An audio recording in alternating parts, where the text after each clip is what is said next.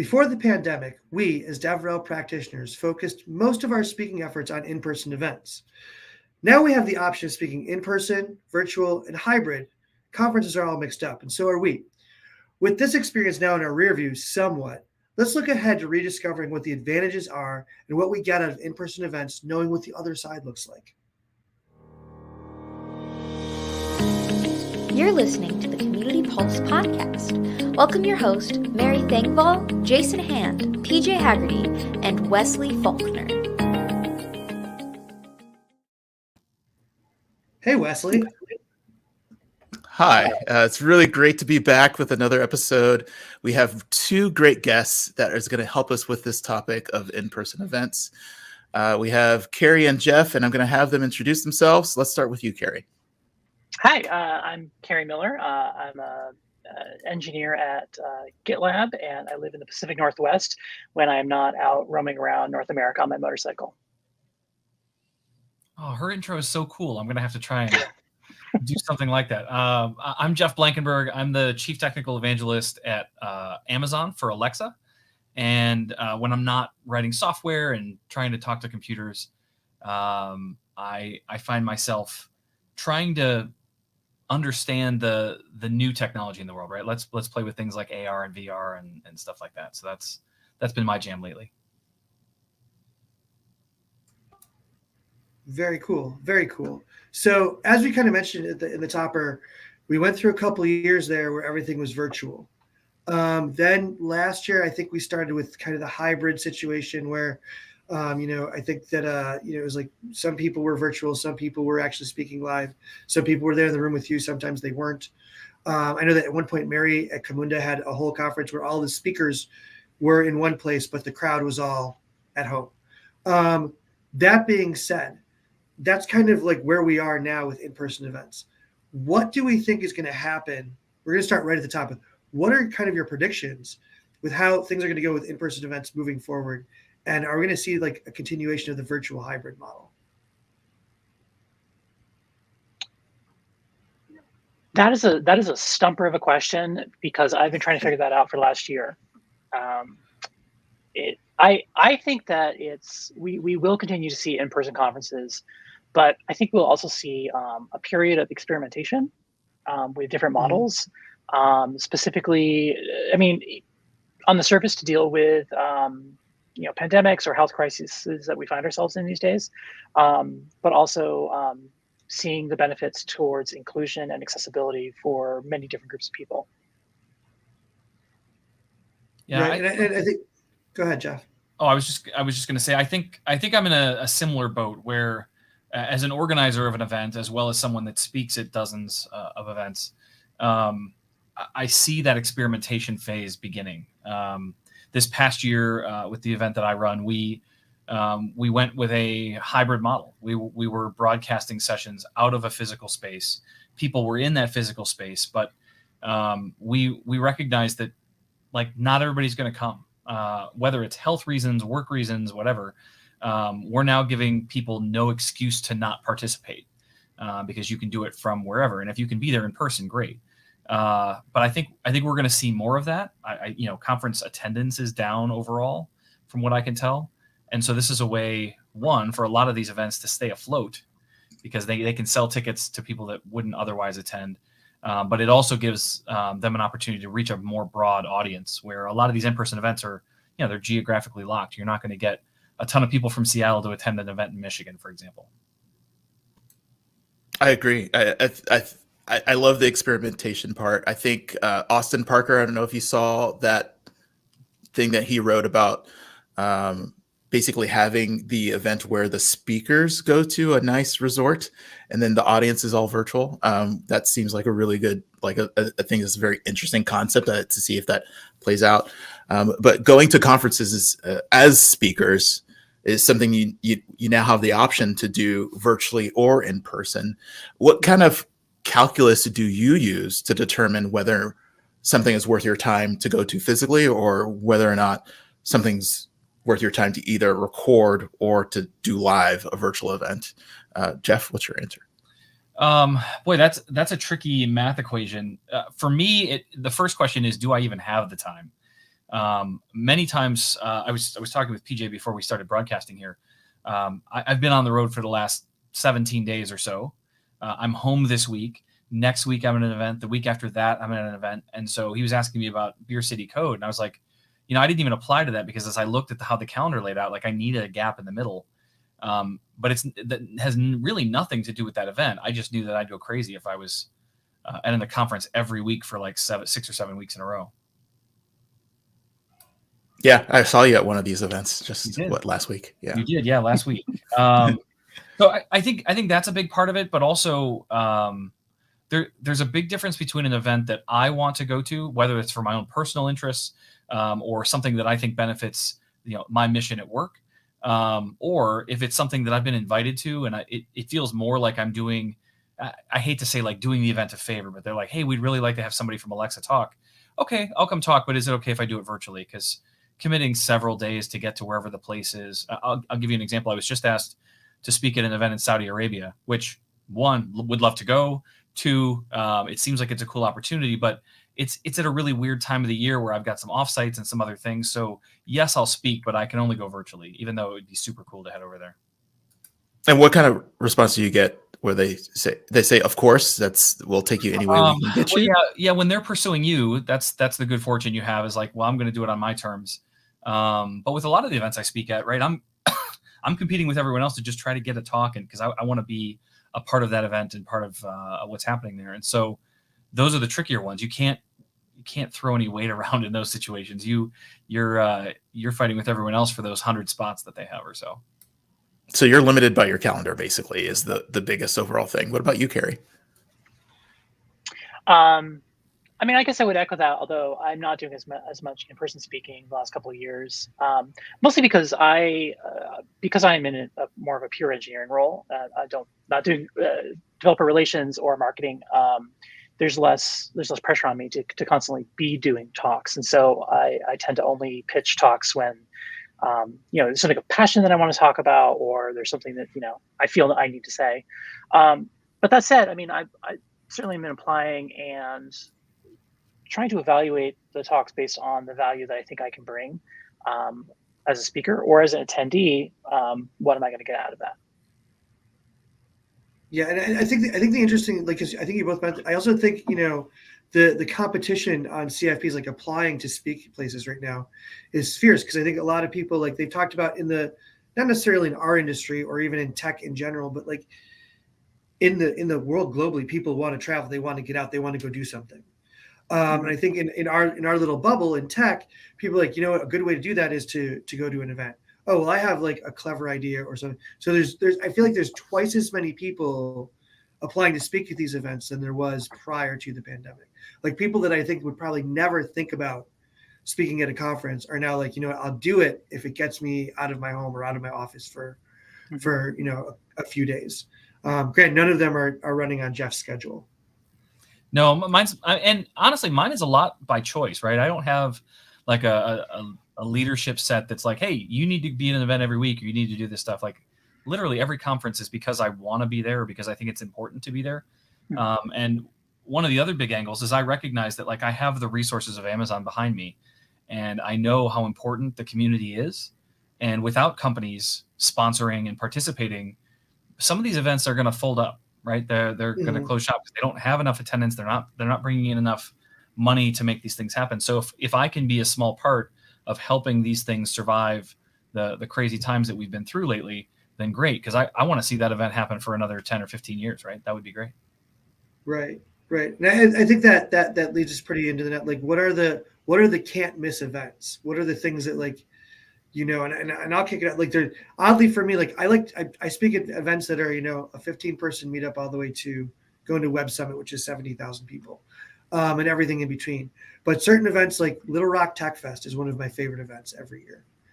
It's in Little Rock, Arkansas. It's about 500, 600 people, but the community there is just so great and so welcoming. I went there the first time in 2015, terrified. I was like, I don't know how they're going to handle it. I'm very northern. I'm very liberal New York. How is this going to go? And they were just like, oh, we're just happy you're here. And it was amazing. So like, just, at the end of the event, everyone goes and everyone bowls together. like everyone goes bowling. Like nothing says community like going bowling with an entire conference. But that's like, to me, that's an event I don't want to miss. It's not a huge marquee event. It's not sort of gigantic and many people will go to, but it's something I don't want to miss. And I'm glad that it's coming back. So in that vein, I know there's the huge marquee events, but like, what are some of the events that you feel like are can't miss events?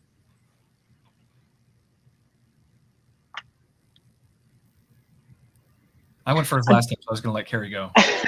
Yeah, no, I was thinking because sadly, I mean, one of the things that the last 2.5 years have done, right, is shake up a lot of conferences. And I think having, when the conferences that I specifically have on my calendar every year that I want to go to, certainly within the Ruby community, which is what where I come out of these days, a lot of them have taken the 2 years off, and then come back into it, have realized, we're tired, we don't want to do it, or that the organizers are taking a break or a hiatus of some sort.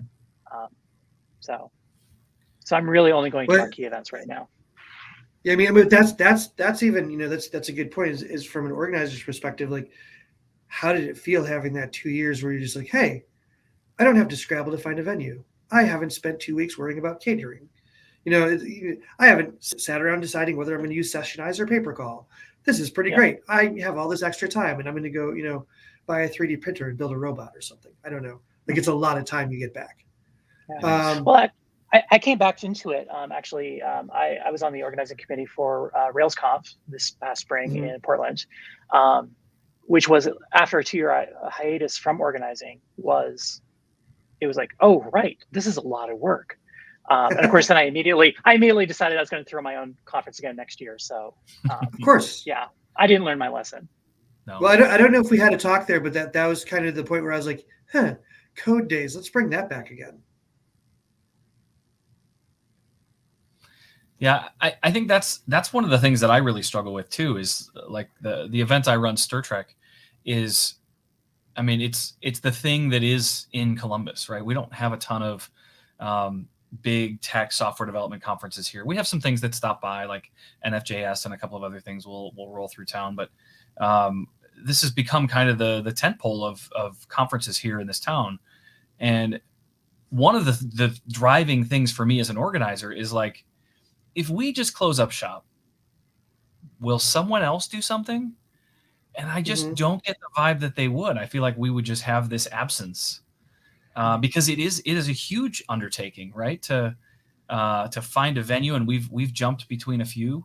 We tend to live in movie theaters, which work really well, but it's very challenging, and it's a ton of work. And to the fact that I have a volunteer board of 9 other people that are also on board for this mission is life-saving. But I look at like the event that Wesley and I were at last week, that conference. There is a team of people helping with that, but realistically, it's a team of like 3 people that put on a massive event, and 2 of those people are married to each other. That seems incredibly challenging to try to have to run an event with your spouse. So, for me, the tentpole events are the ones that drive the best hallway conversations for me. And we'll probably talk more about this later, but you want the right people to be there, right? So you want something that's going to draw in some well-known speakers, or at least people that are going to come from interesting technologies that you can learn from. But one of my preferences always is to walk into an event where I know almost no one, and I'll leave with friends because we'll connect on technology, or maybe we use similar library. It doesn't matter what it is, but like we'll find connections, and you end up walking out of there, man. Like, I hope I come back and see you again soon. So I tend to lean away from the really big stuff, because when you go to an event that has 5,000-6,000 people at it, people show up with their clique, and they don't really and hang out with their clique and stay with their clique. Yeah. Right, but like what you said with Little Rock, which is an event I've been to several times. I love that one. Everybody's there kind of on their own, and they're doing their own thing, and they're talking to whoever happens to be around, and it's warm and embracing and informative. It's awesome. And you mentioned community too. Like if you roll up your event and leave town, the community is going to be left without something, which really speaks to like the service that these events do to the people, and the amount of warmth and kind of like personal interaction that you get from these events. And you mentioned also the hallway track is a good thing that you don't get. And so I think this is the part of the pod where we dunk on virtual events and talk about what do you get at in-person events that you don't get right now with virtual events. So let's start with you again, Jeff. Like, finish your list. What are the more things that you get at in-person events? And then we'll go to you, well, Carrie. I mean, the hallway conversation certainly, but when I get to, most of the time when I go to an event, I'm a speaker, right? So I'm going to show up, I'm going to give a talk or two. I'm going to try to attend a couple people, maybe if I know them, or especially if they're talking on stuff that I'm passionate about, I'll go see what they're saying or what their angle is. I especially love to sit in the back of a room where someone's talking about voice development or Alexa. There's nothing I love more than to sit in the back. I mean, I'm sure they feel nervous, like, oh God, Jeff's back there. But like, for me, I get to see their perspectives and see how they think about handling the technology that I work with every day. So those things are really good to me. But if we're comparing and contrasting in-person versus virtual, I've done my share over the last 2.5 years of virtual events, and the only outcome I ever end up with after a virtual event is a bunch of weird LinkedIn requests. That is the extent of the networking and connectivity. I don't know who these people are. I never got to meet them or talk to them or understand who they are. But now I've got 20 new people that want to connect with me on LinkedIn, which is great. I'm open to that. I collect people on LinkedIn, so that's fine. But it's not the same as the connections that I build with the people in person, right? I mean, and Wesley, you're a good example of this, right? I met you right after you gave your first keynote at that conference last year. And as a result of that, we kept in touch, we talked, we ran into each other at reInvent. We went out for some ice cream and just hung out, right? And I had only just met you like 6 months earlier. And then we spent a bunch of time talking again at this year's event.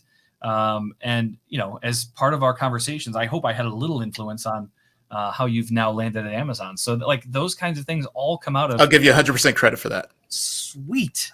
I don't get any referral bonuses, but that's fine. Yeah. So the point of all that, though, is that like that happened in the hallway. That's the kind of stuff that you just don't get at virtual events. I agree. Yeah. You're time bound and box bound on those virtual events, PJ. I'll also add, so I met Carrie we both met at Ruby Midwest many years ago. The number of years does not matter, but it was both. No. I think it was both the first time we were both speaking, like giving a full talk, and we met randomly because on Twitter we were both like, "Yo, hanging out in Kansas City, never been here before. Is anybody here for the conference?" #Ruby Midwest. We ended up having several beers, hanging out, and we've been friends ever since. Like you're never going to get that from a virtual event. A chance encounter, walking into somebody in a bar, going and singing karaoke with people. I've tried it at virtual events, doesn't work. There's just that visceral in-person activity that also, you have to think about the way your body language matters, the way you're talking, the way you're bringing people into a conversation matters. It doesn't work that way in a virtual event. I think that's a big difference. As I said at the top, I'm an engineer at GitLab, and we're 100% remote company from day one, and we're 1,600-ish people right now, and it's been a couple of years since we've done our every 9 months we used to do global all hands, some location for a week, and we haven't done that for a couple of years, and we're having a lot of conversations about how is that impacting us as a company, how is it impacting our relationships with each other when we're not able to reinforce. I mean, remote work is great, right? Like we've all figured it out, we know how to do it. We tend to do it pretty well, I think, at GitLab, but a lot of it comes down to having those bonds of trust and friendship beyond the professional relationships. Sure.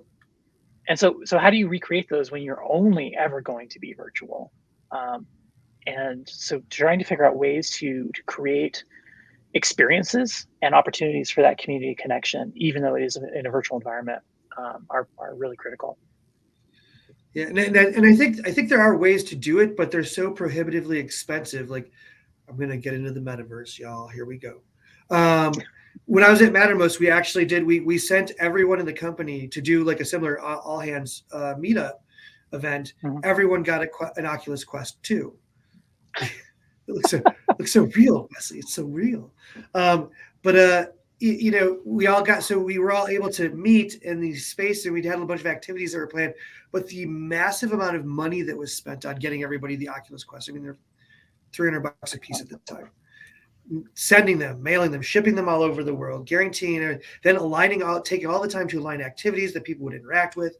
All of that stuff led to like a lot. Like it was fun. It was a good time for 3 days, and now I can play Beat Saber whenever I want. But like, does that balance out with the value we get out of it? And I think that that's one of the questions that gets raised with virtual events is how much value is there to it. We talked about this a little bit back in episode 61 where we talked about the ROI. Like when it comes to like being a vendor or a company as an organizer of a virtual event or an in-person event, how are you going to convince someone they're ever going to get any kind of return when in a virtual event there's no reason for them to ever go to your booth? Mm-hmm. I think that's one of the key things we don't always consider. Yeah, I'm working on putting together a new conference for next year from the ground up. So I have no track record, right, except for my name and my CV on organizing. I will buy tickets. Awesome. Well, I already put you down for 5. So.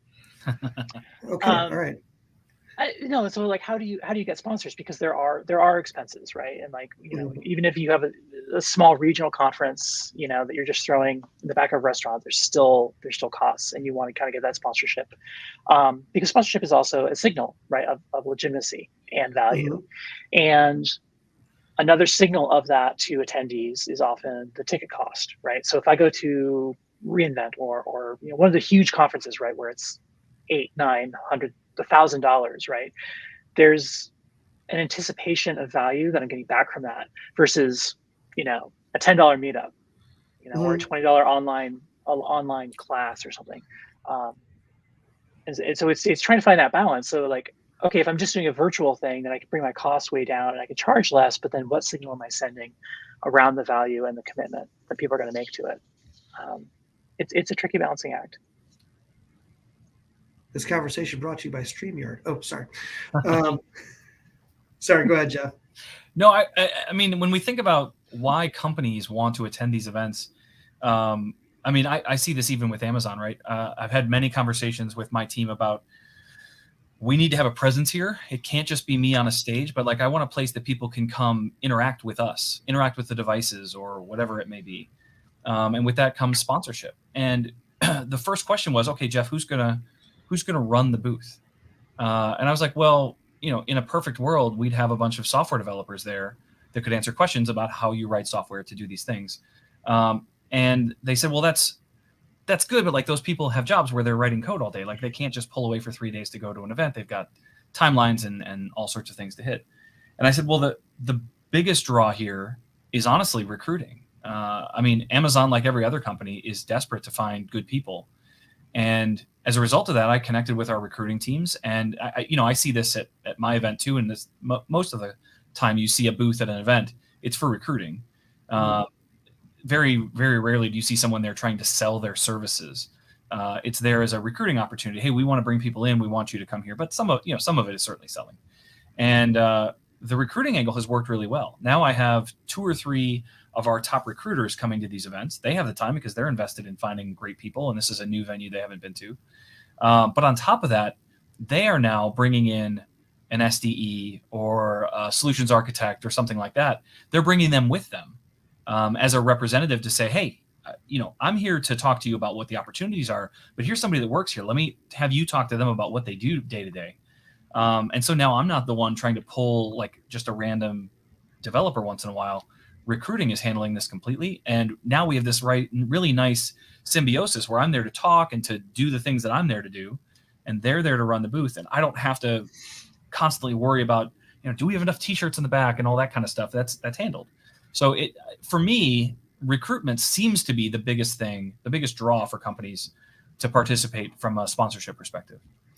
Well, and I think it's interesting that you bring this up because I think that a lot of times, especially outside of DevRel, marketing always looks at, an event as an opportunity to sell or an opportunity to build sales, top of funnel activity. Mm-hmm. And maybe our metrics around what we're doing at events should be adjusted. Like maybe we should talk about how it helps create pipeline for new hires, or how it, is valuable, of value. I always tell my clients, our value there is not to actually sell. Our value is to tell the community that we're there.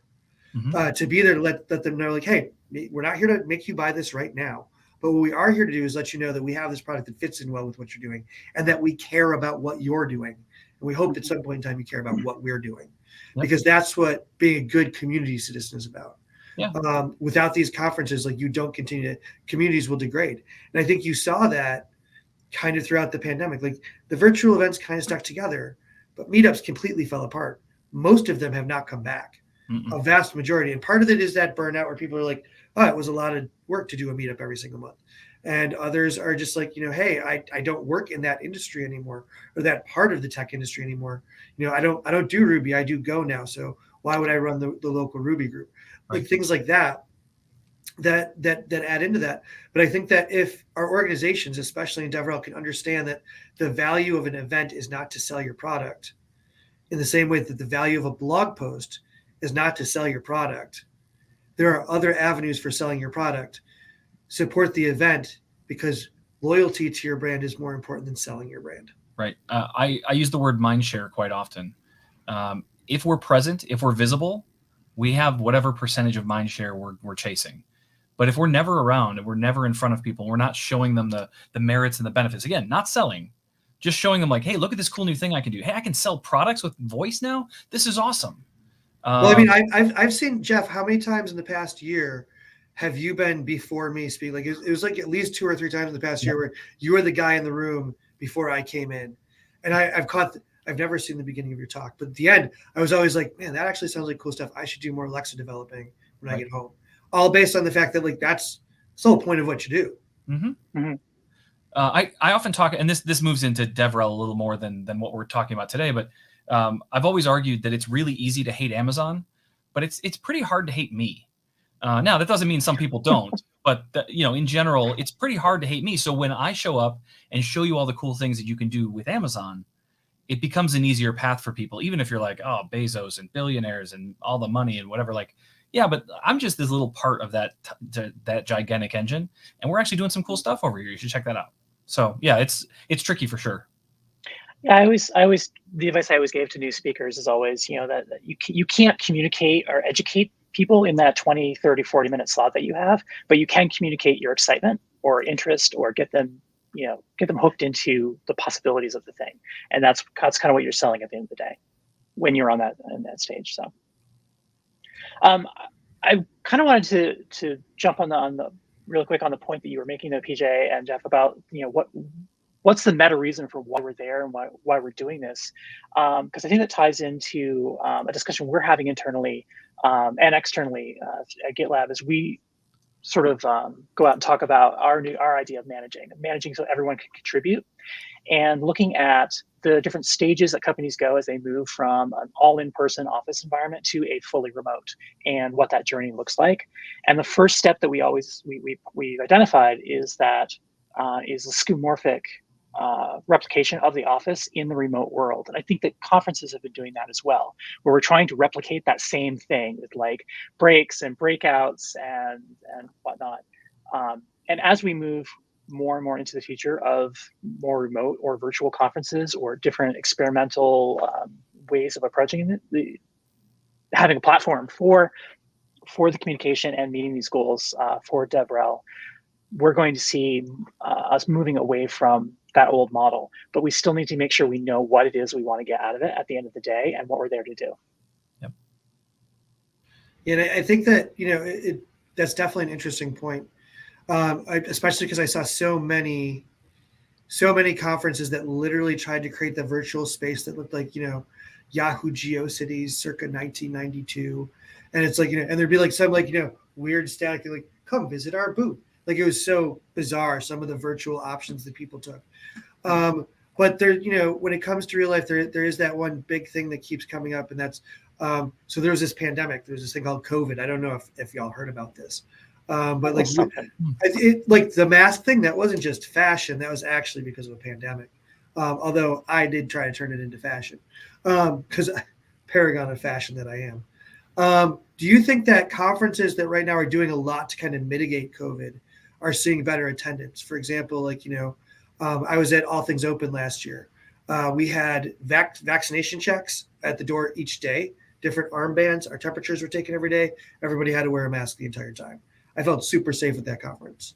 A few weeks later, I was at another event that I won't name, and there was none of that, and the attendance was just absolute garbage.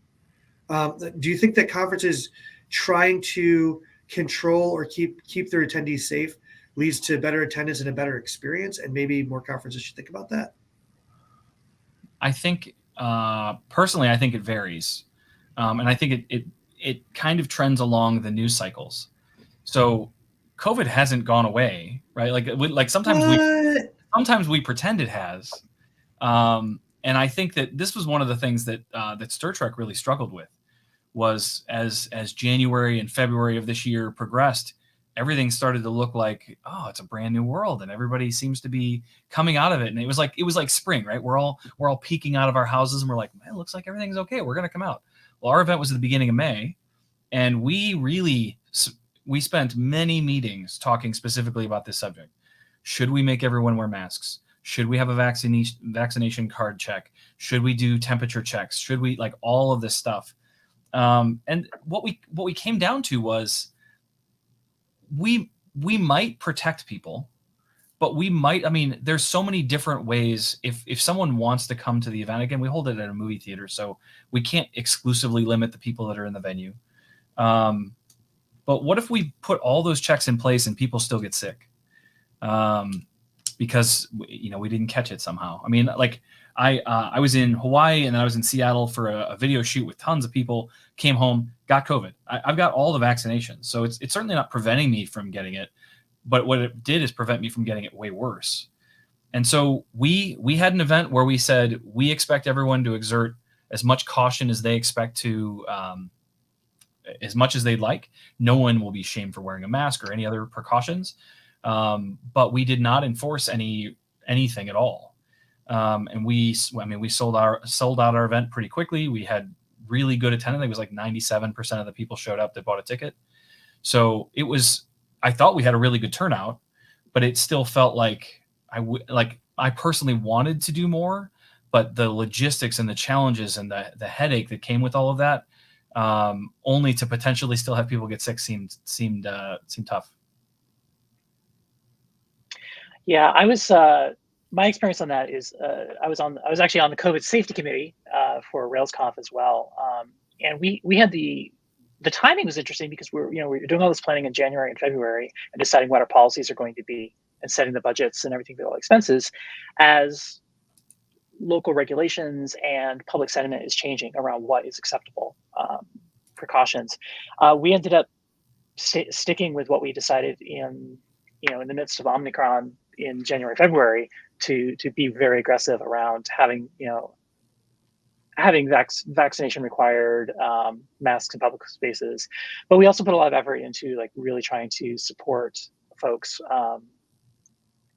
who are showing up to make that the easy choice, right? So like, providing really great testing options, around the venue, making, sending out lots of reminders, providing PPE supplies, and we had crates and crates and crates rapid tests for people. So it's like, hey, if you don't feel great, like there's free tests right here. It's no problem. We got a room. Go swab your nose or whatever it is. So just like trying to make it an easy experience for people. And trying to frame it as, here's this thing you can do in service of the community, to like protect the community.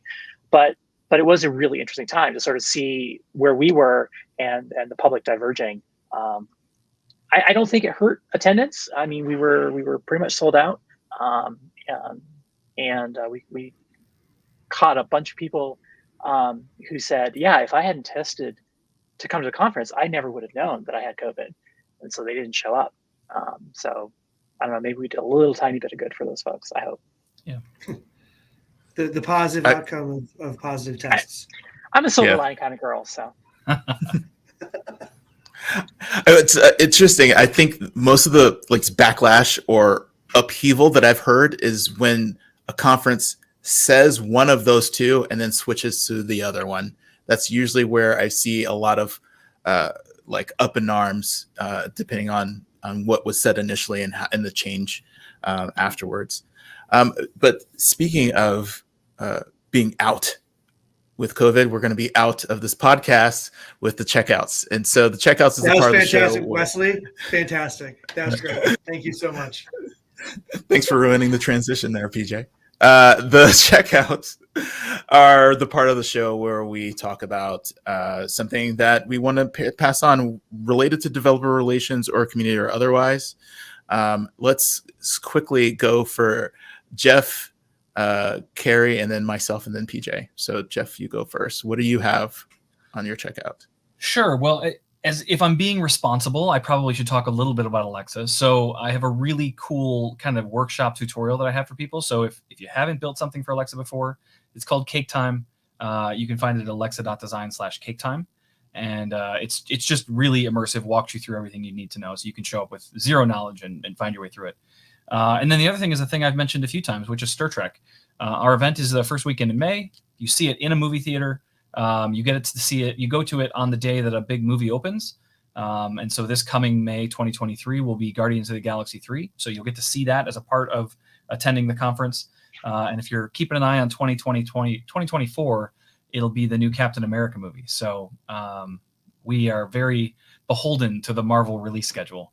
But it's a great one-day conference in Columbus, Ohio, and we'd love to have you. It's always great to expense a movie when you can. Carrie, what's your checkout? Well, I hope my motorcycle's repaired. I can come out for that. So, so I guess I've got a couple small quick things. One is this effort that we're doing at GitLab called Managing So Everyone Can Contribute, and really looking at getting more folks on board with moving into a remote workplace and learning some lessons and passing along what our experiences are in the last 10 years. So you can Google for that. It's available on our website. And then I think the other thing, if I could do some self-promotion for a minute, is I'm putting together a little conference for next year called Tiny Tools Conf, which is going to be all about tiny tools that we use every day. I don't think conferences have to be big grand things. Sometimes they can be nice and small and perfectly fun and disappear into the background with lots of wonderful memories. And I hope that's what it turns out to be. That sounds super approachable too. Not super not intimidating, both for the CFP and also for the people who are attending, that you can actually probably get some of that stuff and almost implement it while you're there, which is really great. Sounds like a really good concept. I love that. My checkout is the 9th Developer Relations Survey. So it's the 9th year in a row. It's 2022 version. This year, I help with curating the questions, and my goal is to help with getting more diverse voices on the tapestry of developer relations. So if you have not filled out that survey yet, I'm going to beg you to please get your responses in. The survey closes on the 10th of August, so we are 1 week away from the time of recording. So please, let's try to make sure that my name and reputation is maintained by showing that we can put in a good number. So this is totally selfish. So no, joking. Please, if you can, I would love to hear from a lot of people who are underrepresented, meaning like other geos other than the United States and other people from underrepresented backgrounds. If we can get your voices heard, I think that will be a more compelling story about who is doing DevRel and where it's being practiced and what it looks like, generally speaking, for those who read this report afterwards and make strategic decisions based on this. So please make sure that if you have not done this before, please let this be your first time to get your answers in. Thank you, PJ. See, this is why I always hate going after Wesley, because I always feel like he brings such great stuff to the table, and it's like, I got this. So I've got a few things. One is, for those of you who've been following me online, heard me talking about this, I know I brought it up on the show before, callofconduct.com, my code of conduct violation tracking app is now live in beta. If you are interested, I can't guarantee it will be 100% safe. Like I said, it's in beta. There are a few bugs still being ironed out, but if you are interested, please check it out. There's a description on the website. We're working on cleaning up some of the stuff, but definitely check it out and send me your feedback directly. I'm pretty easy to find. Outside of tech, if you are an Apple TV person or you get your shows in other ways, which I don't judge, it's none of my business. For All Mankind an alternate history story based on the idea that Russia got to the moon first. And that is not a spoiler. That happens in the first 5 minutes of the show. So Russia gets to the moon first. What does this mean? And it goes through everything from the diversity of the space program in the United States to the Nixon administration, how that lasted a lot longer than maybe it should have. Definitely check it out. I believe it's season 4 currently. Is currently running, but it like my wife and I, we started watching it based on advice of a friend of ours. Thank you, JJ Ashkar.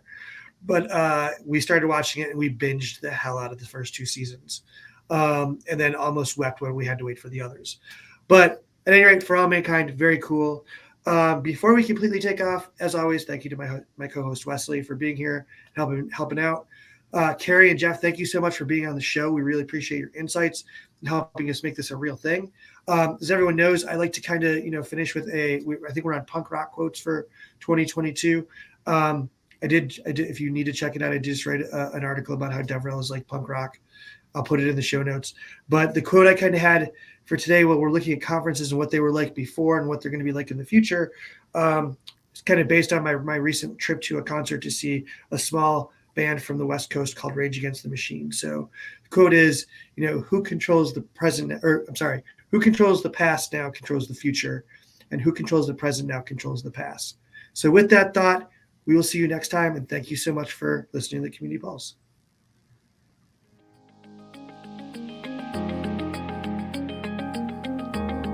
You've been listening to the Community Pulse. Find out more at communitypulse.io, on Twitter at community_pulse, or anywhere you get your favorite podcast. If you've enjoyed this podcast, check out our extra podcast, The After Pulse. Thanks for listening, and we'll see you next time on